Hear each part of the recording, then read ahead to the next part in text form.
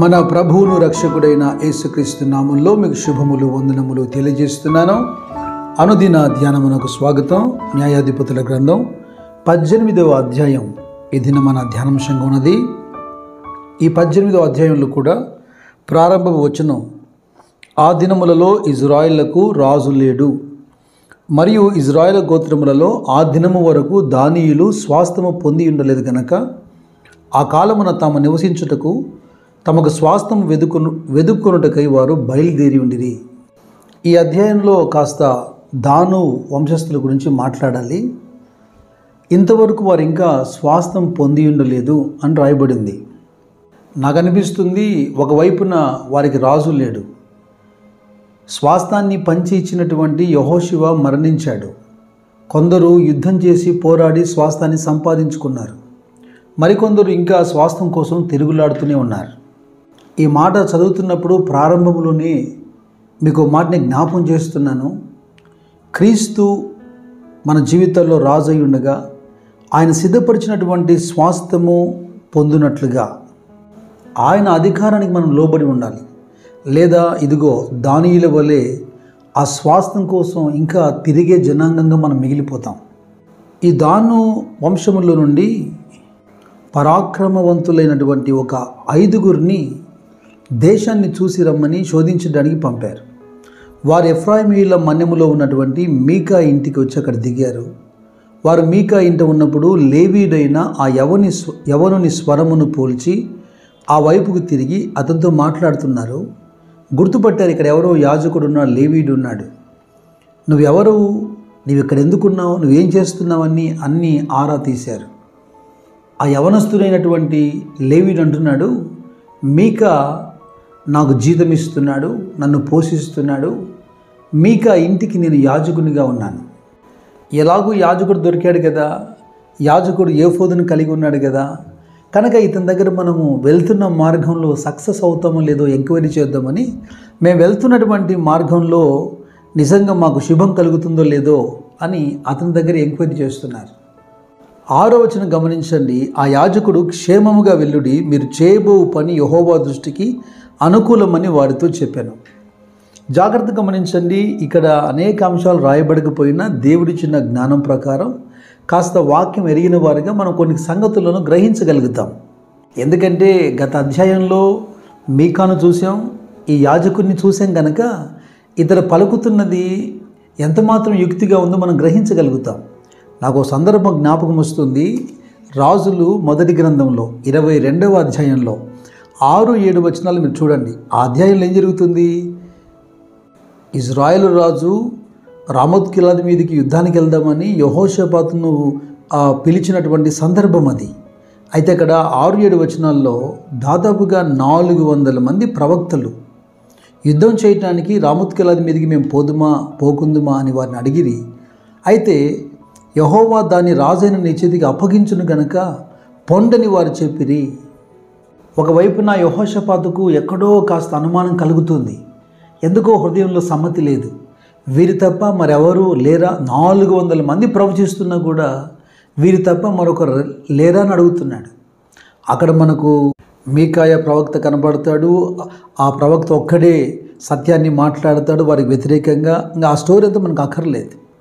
అయితే ఈ అధ్యాయంలో రాజులు మొదటి గ్రంథం 22వ అధ్యాయంలో ఎందుకు అలాగ ప్రవచించారు?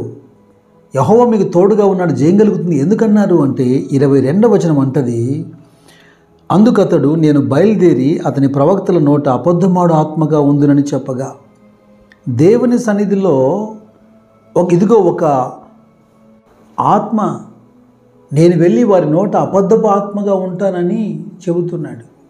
ఎందుకంటే ఈ అధ్యాయంలో దానియులు చేస్తున్నటువంటి యుద్ధాలు, వారి యొక్క రౌడీజము లేదా బలాత్కారము ఇదంతా గమనిస్తున్నప్పుడు అది యెహోవా నడిపింపు కాదు.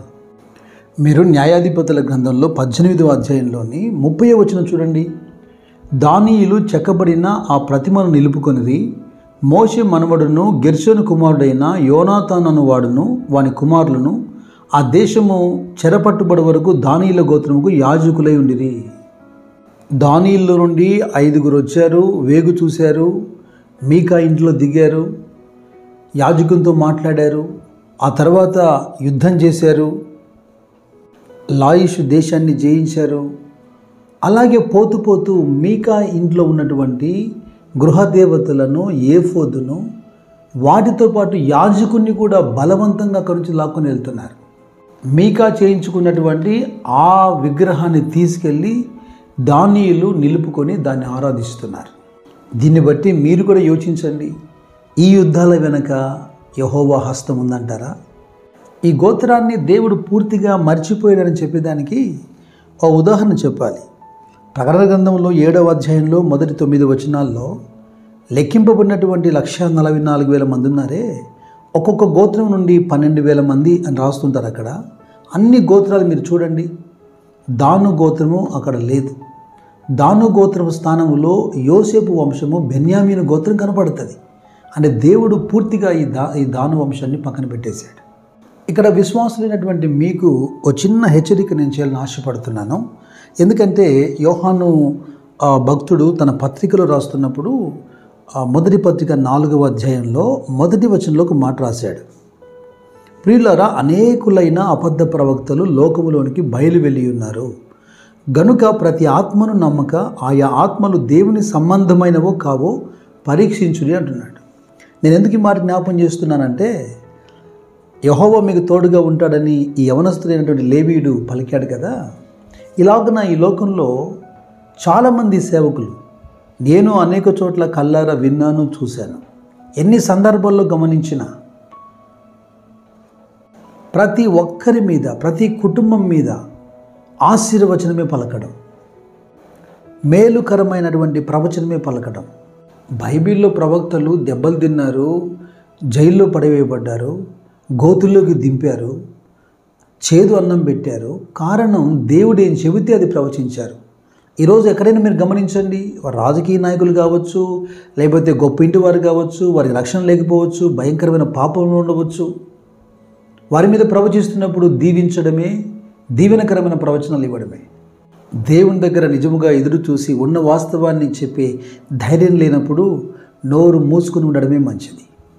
ఆ విధంగా సేవ జరిగిస్తున్న వారిని కోపంతో నేను ద్వేషించే మాటలు పలకడం లేదు, కానీ ఒక విధమైన అమాయకత్వమే అనుకుంటున్నాను. ఎందుకంటే వారు చదివినటువంటి ప్రవచనాలు, వారికి జ్ఞాపకం వచ్చినటువంటి ప్రవచనాలు, ప్రార్థనలు, వాటి మీద ఆధారపడే వాళ్ళు ప్రవచిస్తున్నారు తప్ప పర్టికులర్గా ఆ కుటుంబానికి, ఆ వ్యక్తికి సంబంధించి దేవుడు ఏమైనా ఇస్తున్నాడేమని ఎదురు చూసే సమయం వారికి లేదు. ఇక ఈ పాఠాన్ని ముగించే ముందు ఓ చిన్న మేల్కొలుపు మాట మీ మధ్యలో ఉంచడానికి నేను ఇష్టపడుతున్నాను. 7వ వచనం మీరు గమనించండి. అదే న్యాయాధిపతుల గ్రంథము 18వ అధ్యాయము 7వ వచనం. కాబట్టి ఆ 5 మనుషులు వెళ్ళి లాయిషునకు వచ్చి దానిలోని జనము సీదోనీల వలె సుఖముగాను నిర్భయముగాను నివసించుటయు, అధికార బలం పొందిన వాడెవడు లేకపోవటయు, ఏమాత్రమైనను అవమానపరచగల వాడెవడునూ ఆ దేశంలో లేకపోవటయు, వారు సీదోనీలకు దూరస్తులై ఏ మనుషులతోనూ సాంగత్యము చేయకునుటయు చూచిరి. వీరు వెళ్ళి యుద్ధం చేసి జయించినటువంటి లాయిష్ అనేటువంటి పట్టణం ఏదైతే ఉందో, ఆ దేశం ఏదైతే ఉందో, వేరెవరితో సంబంధం లేకుండా, స్నేహం లేకుండా ఒంటరిగా సుఖంగా ఉన్నారు, కానీ నెమ్మదిగా ఉన్నారు, కానీ ఒంటరిగా ఉన్నారు. అంటే వీరితో యుద్ధం చేస్తే వీరి సహాయానికి పరిగెత్తుకొని వచ్చే వాళ్ళు ఎవరు లేరన్న ధైర్యంతో వీళ్ళు వారి మీదకి యుద్ధానికి వెళ్తున్నారు. ఈ మాటకు నేను మీకు చెప్పాలి, కొన్ని కుటుంబాలు చూస్తే ఎవరింటికి వారు వెళ్ళరు, ఎవరిని కూడా వారు గేటు తాకనివ్వరు. కొన్ని సందర్భాల్లో 2-3 దినాలు కూడా వారు తలుపులు తెరవకపోతే ఉన్నారో పోయారో కూడా అర్థం కాని పరిస్థితి. దేవుని పిల్లలు అలా ఉండకూడదు. లూకాసు వార్తలో 16వ అధ్యాయంలో 9వ వచనంలో ప్రభు అన్నాడు, అన్యాయపు సిరి వలన మీరు స్నేహితుల్ని సంపాదించుకోండి అన్నాడు. ఆలోచన చెప్పేవారు, నిజముగా ప్రేమించే స్నేహితులు ఉండడం మంచిదని సామెతల గ్రంథం కూడా అనేక చోట్ల రాయబడింది. ప్రతి సంగతిని సరిగా వివేచించి జీవితాన్ని మలుచుకునే కృప దేవుడు మీకు మెండుగా దయచేయునుగాక. God bless you.